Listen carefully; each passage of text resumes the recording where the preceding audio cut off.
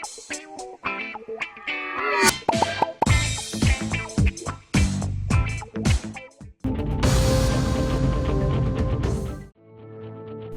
के इलाके red hills में जुमेरात को एक मकान में आग लग गई, जिसके नतीजे में तकरीबन 9 लाख रुपए मालियत का सामान जलकर खाक-ए-सर हो गया। इब्तिदाई इत्तलात के मुताबिक ये आग शॉर्ट सर्किट के बायस लगी। वाक़े में किसी के जख्मी होने या जानी नुकसान की इत्तला नहीं मिली। फायर ब्रिगेड एहलकारों ने घर के अफराद और पड़ोसियों को महफूज तरीके से बाहर निकाल लिया। फायर महकमे के एक अहदेदार के मुताबिक ये आग रात तकरीबन 12:17 पर लगी, जिसके बाद एक फायर इंजन को आग बुझाने के लिए रवाना कर दिया गया। सोशल मीडिया पर सामने आने वाली वीडियो में देखा जा सकता है कि रिहायशी मकान से बाहर निकल रहे हैं, जबकि फायर ब्रिगेड अमला आग बुझाने में मसरूफ है।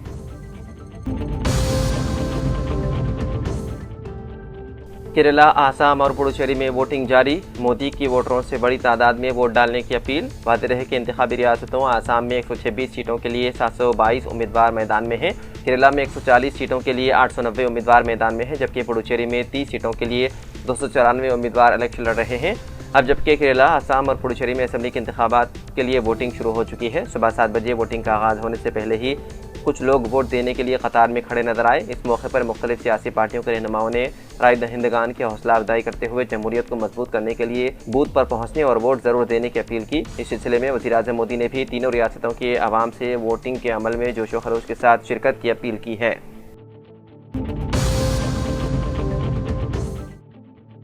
सदर तेलंगाना जागृति के कविता ने ऐलान किया है कि 25 अप्रैल का दिन तेलंगाना की तारीख और मुस्तकबिल को बदलने वाला दिन साबित होगा, जब नई सियासी जमात के क़याम के साथ रियासत में एक नए तर्ज की सियासत का आगाज़ किया जाएगा।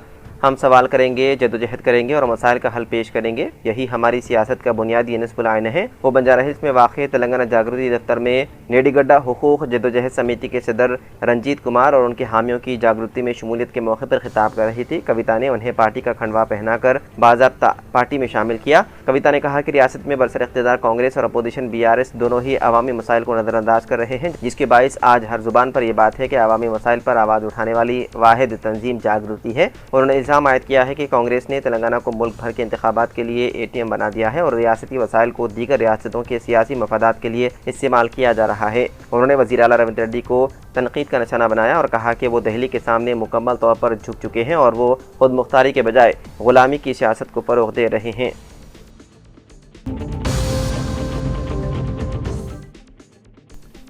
हैदराबाद के जलविहार इलाके में चारशंबे को एक वाटर प्यूरीफायर प्लांट में ज़्यादा दबाव के बायस धमाका हुआ, जिसमें एक शख्स की मौत हो गई जबकि 2 दीगर जख्मी हो गए। ये धमाका शाम तकरीबन 4:30 बजे पीने के पानी की सहूलत फराहम करने वाली यूनिट के अंदर पेश आया, जिसके नतीजे में मिशनरी को नुकसान पहुंचा और प्लांट के कुछ हिस्से टूट गए। जख्मियों की शिनाख्त अपोलो नायडू, अंजी और गंगोलैया के तौर पर हुई है, जो प्लांट के मुलाजिमीन थे। साथ ही कारकुनों ने फौरी तौर पर उन्हें अस्पताल मुंतकिल किया। अपोलो नायडू और अंजी को गांधी अस्पताल में दाखिल कराया गया, जबकि गंगोलैया को सुमाजीगुड़ा के खानगी अस्पताल मुंतकिल किया गया। पुलिस के मुताबिक गंगोलैया दौरान इलाज दम तोड़ गया, जबकि अंजी को अस्पताल से छुट्टी दे दी गई। लेक पुलिस ने प्लांट इंतजामिया के खिलाफ लापरवाही के बायस शदीद नुकसान पहुंचाने के इल्जाम में मुकदमा कर लिया दर्ज।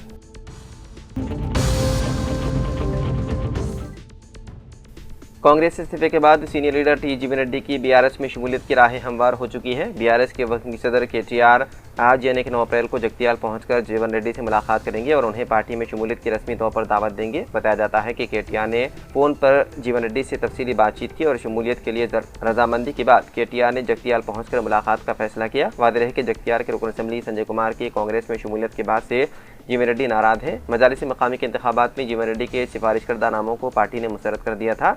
गुज़िश्ता दिनों अपने हामियों के साथ इजलास के बाद जीवन रेड्डी ने कांग्रेस से इस्तीफा पेश कर दिया था। बताया जाता है कि हामियों के मशवरे पर उन्होंने BRS में शमूलियत का फैसला किया है।